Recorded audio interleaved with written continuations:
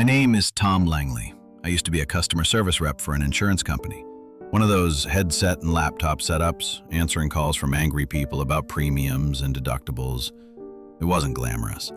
It wasn't what I dreamed of doing, but it paid the rent. This story isn't about some massive tragedy. No accident, no crime, no monster hiding in the closet. It's just about how easy it is to disappear without anyone noticing, and maybe how easy it is to let that happen. It started in January 2022, when I switched from the day shift to the night shift. The company was testing 24/7 support and needed volunteers. I didn't really have a reason to say no. I wasn't seeing anyone. No one was waiting for me at home. The first few nights were fine. Calls came in every 10 minutes or so, people needing roadside help, people confused by policy documents. But then it slowed.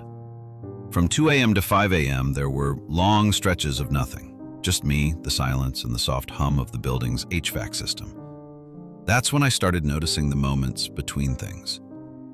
I don't know how else to say it. It wasn't dramatic. There was just this odd emptiness, a stretch of time where the world felt muted. I'd check my phone only to realize 20 minutes had passed and I didn't remember what I'd been doing. I started eating lunch at odd hours. I forgot to respond to texts. My sleep schedule was off, but it felt like more than that. I felt like I was detaching. One night, I called my mom. She picked up and said, "Tom, are you okay?" I said I was fine. She paused and said, "You sound so far away." I told her it was just the Bluetooth, but it wasn't.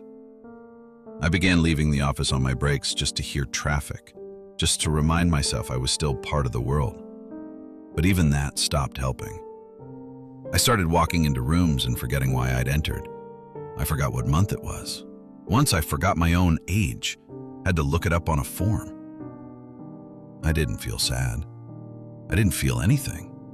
Just a steady erosion of weight, like I was being sanded down layer by layer. I started dreaming about the call center. Not nightmares, just endless queues of blinking lights and monotone voices. I'd wake up thinking I'd missed a call only to remember I was at home. I'd check my inbox at 3 a.m. out of habit. I didn't even know what I was looking for.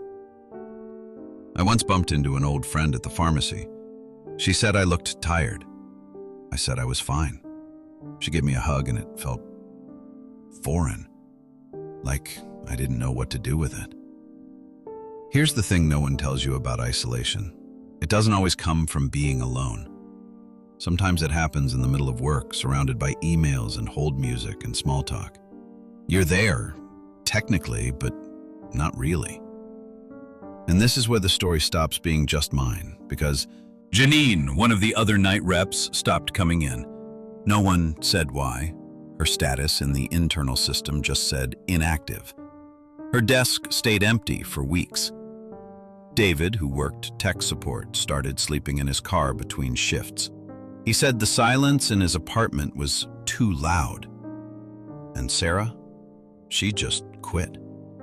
Left a note on her monitor that said, "I don't remember who I was before this." Marcus, the floor supervisor, started wearing the same shirt 3 days in a row. No one mentioned it. We all saw it, but no one said anything. That's how it worked. We were all quietly unraveling, and no one had the energy to acknowledge it. One night, the power went out for exactly 11 minutes. Phones were dead, screens black, and not one of us moved. We just sat there in the dark, not talking, not even checking if it would come back.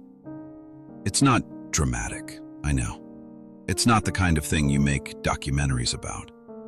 But the truth is, most people who disappear never make the news.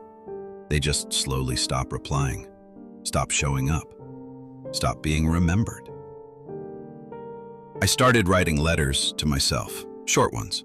"Hey, remember to eat lunch today," or "You're not invisible."